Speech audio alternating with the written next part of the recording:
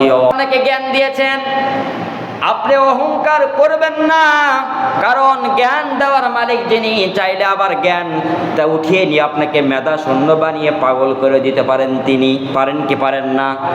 অবশ্যই পারেন। এই জন্য রব্বুল আলামিনের পক্ষ থেকে আপনি জ্ঞান পেয়েছেন, রবের নিকট আপনি দোয়া করবেন, আল্লাহুম্মা ইন্নী আসআলুকা ইলমান নাফিয়া, রব্বুল আলামিন আমাদেরকে উপকারী ইলম আপনি দান করে দেন। এই জন্য জ্ঞান পেয়েছেন, আপনি অহংকারী হবেন না। জ্ঞান পাওয়ার পর যদি আপনি অহংকারী হয়ে যান, রব্বুল আলামিন আপনাকে মেধা শূন্য বানিয়ে পাগল বানিয়ে দিতে পারে। ঢাকা শহরের দিকে যাবেন, দেখবেন অনেক পাগল ইংলিশে কথা বলে। আপনার প্রশ্ন হতে পারে, পাগল সে আবার ইংলিশে কিভাবে কথা বলে? তার ব্যাকগ্রাউন্ড খুঁজে দেখেন, সে হয়তো বা ইলম পাওয়ার কারণে অহংকারী হয়েছিল, যার কারণে রব্বুল আলামিন তার থেকে ওই ইলমকে উঠিয়ে নিয়ে মেধা শূন্য বানিয়ে তাকে পাগল বানিয়ে দিয়েছে। এই জন্য ইলম পেয়েছেন, রবের নিকটে শুকরিয়া আদায় করবেন। রব্বুল আলামিন হাজারো মানুষের মাঝখান থেকে আমাকে বাছাই করে তুমি আমাকে জ্ঞান দিয়েছ। তোমার জ্ঞান পাওয়ার পর আমাকে বিনয়ী হতে হবে, আমাকে নম্র হতে হবে, আমাকে ভদ্র হতে হবে, আমাকে জ্ঞান নিয়ে অহংকার করা যাবে না। দেখেন সূরাতুল কাহাফের মধ্যে রব্বুল আলামিন এই বিষয়ে একটা সুন্দর ওয়াকিয়া, সুন্দর একটা ঘটনা বর্ণনা করেছেন। আল্লাহর নবী মূসা মানুষের সামনে বক্তব্য দিচ্ছিলেন। সাইয়েদনা মূসা আলা নবিয়িনা আলাইহিস সালাতু ওয়াস সালাম মানুষের সামনে যখন বক্তব্য দিচ্ছিলেন, এমন সময় সামনেতে এক ব্যক্তি দাঁড়িয়ে গেল।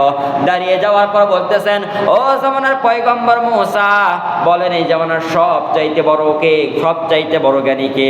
আল্লাহর নবী মূসা বললেন, রব্বুল আলামিন যেই যুগে যেই নবীকে পাঠান, সেই নবীকে তো সবচাইতে বড় জ্ঞানী করে পাঠান, আর আমাকে এই জামানার নবী বানিয়েছেন, তার মানে এই জামানার সবচাইতে বড় জ্ঞানী হলাম আমি।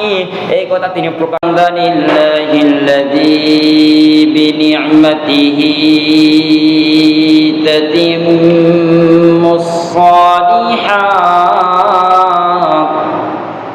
আল্লাযী আল্লামাল কুরআন وأكرمنا بالإسلام وأنعم علينا بالإيمان نستغفره ونتوب إليه وأشهد أن لا إله إلا الله وحده لا شريك له ونشهد أن سيدنا وسندنا وحبيبنا وطبيبنا وطبيب أرواحنا محمدا عبده ورسوله الذي أرسله بالحق بشيرا ونذيرا وداعيا إلى الله بإذنه وسراجا وقمرا منيرا أما بعد فقد قال الله تعالى في كلامه المجيد وفي فرقانه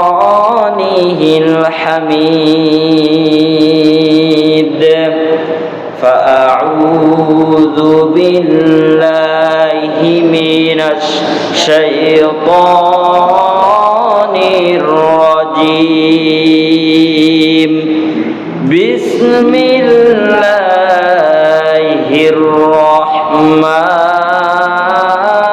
الرحمن الرحيم وعباد الرحمن الذين يمشون على الأرض حونا وإذا خاطبهم الجاهلون قالوا سلاما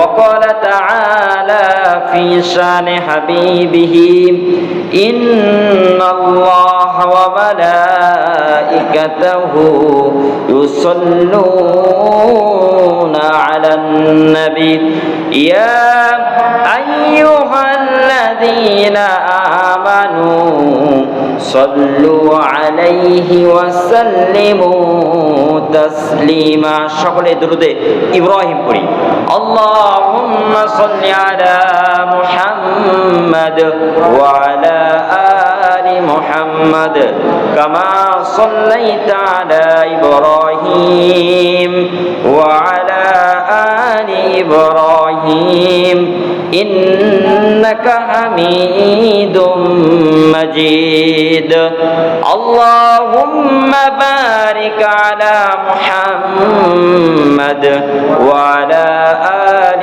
محمد كما باركت على إبراهيم وعلى آل إبراهيم إنك حميد مجيد।